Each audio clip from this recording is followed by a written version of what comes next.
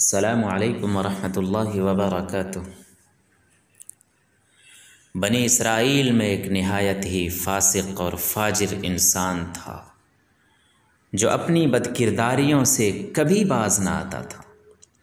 شہر والے جب اس کی بدکاریوں سے عاجز آ گئے تو اللہ تعالیٰ سے اس کے شر سے محفوظ رہنے کی دعا مانگنے لگے۔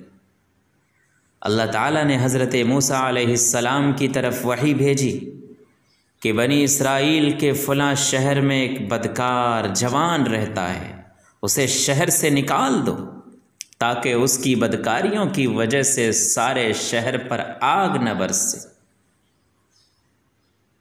حضرت موسیٰ علیہ السلام وہاں تشریف لے گئے اور اسے اس کی بستی سے نکال دیا۔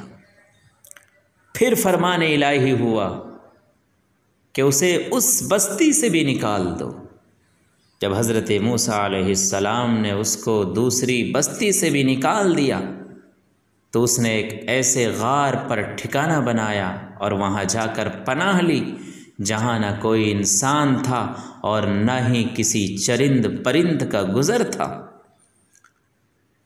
قرب و جوار اور آس پاس میں نہ کہیں آبادی تھی اور نہ دور دور تک سبزے اور ہریالی کا کوئی پتہ تھا۔ اس غار میں آ کر وہ جوان بیمار ہو گیا۔ اس کی تیمارداری کے لیے کوئی شخص بھی اس کے آس پاس موجود نہ تھا جو اس کی خدمت کرتا۔ وہ ضعف اور کمزوری سے زمین پر گر پڑا اور کہنے لگا کہ کاش اس وقت اگر میری ماں میرے پاس موجود ہوتی تو مجھ پر شفقت کرتی، مجھ سے محبت کرتی اور میری اس بے کسی اور بے بسی پر روتی۔ اگر میرا باپ ہوتا تو میری نگہبانی کرتا، میری حفاظت کرتا، میری مدد کرتا۔ اگر میری بیوی ہوتی تو میری جدائی پر روتی۔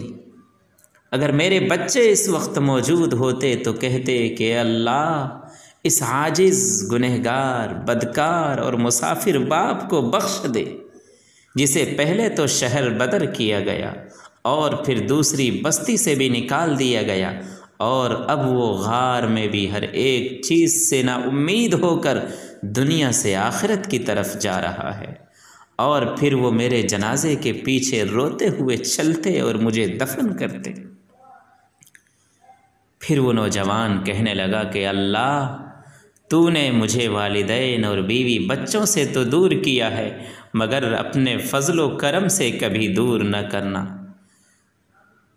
تو نے میرے دل کو میرے عزیزوں سے تو جدا کیا ہے اور ان کی جدائیگی سے میرا دل جلا ہے۔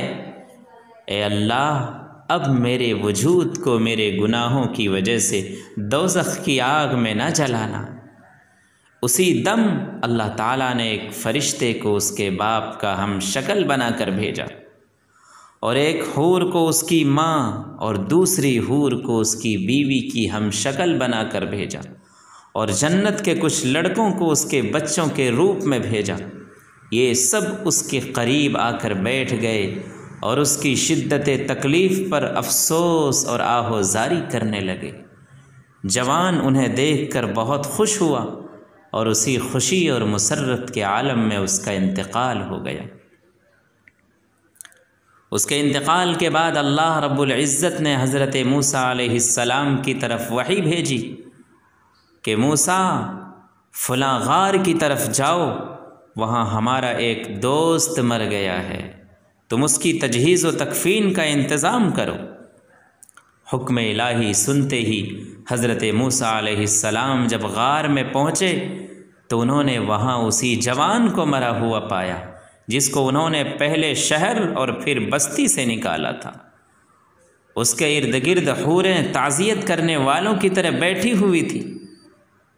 حضرت موسیٰ علیہ السلام نے بارگاہ الہی میں عرض کی کہ الہ العالمین، یہ تو وہی جوان ہے جسے میں نے تیرے حکم سے شہر اور بستی سے نکال دیا تھا۔ اللہ رب العزت نے فرمایا کہ موسیٰ میں نے اس کے بہت زیادہ رونے اور عزیزوں اور رشتہ داروں کی جدائی میں تڑپنے کی وجہ سے اس پر رحم کیا ہے اور فرشتے کو اس کے باپ کا ہم شکل بنا کر اور حور و غلمان کو اس کی ماں اور بیوی اور بچوں کے ہم شکل بنا کر بھیجا ہے، جو غربت میں اس کی تکلیفوں پر روتے ہیں۔ اے موسیٰ، جب یہ مرا تو اس کی بے چارگی پر زمین و آسمان پر جتنے بھی مخلوق ہیں، تمام کی تمام مخلوقات نے آنسو بہائے، اور میں ارحم الراحمین پھر کیوں نہ اس کے گناہوں کو معاف کرتا۔